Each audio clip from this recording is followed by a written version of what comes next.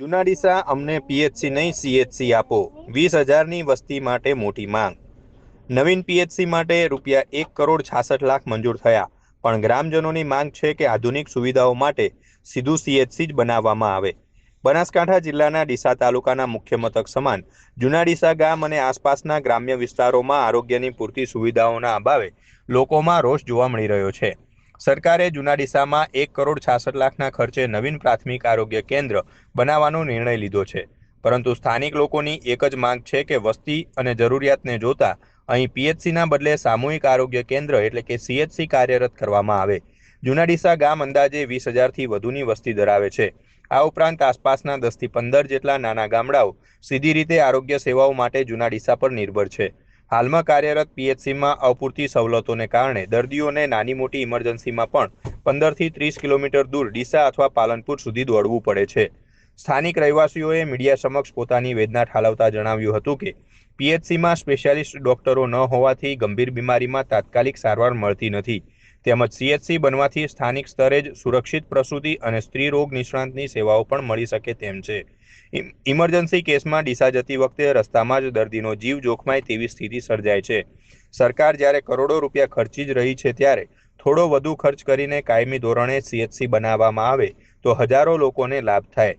સરકાર નવી બિલ્ડિંગ બનાવે તે આવકારદાયક છે, પણ જો ત્યાં પૂરતી સુવિધાઓ જ ન હોય તો એ ખર્ચનો કોઈ અર્થ નથી।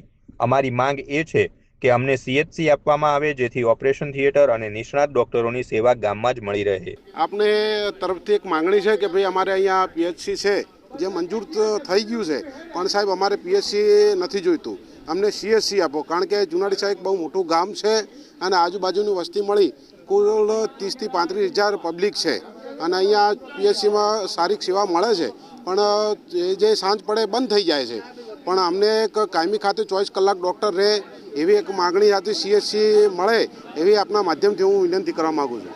ગુજરાત સરકારશ્રીનો તેમજ આપણા ડીસાના ધારાસભ્ય અને મંત્રીશ્રી પ્રવીણભાઈ માળી સાહેબનો ખૂબ ખૂબ આભાર માનીએ છીએ કે એમને જૂના ડીસા પીએચસીનું નવા બિલ્ડિંગ માટે 1,60,00,000ની જે ગ્રાન્ટ ફાળવી છે।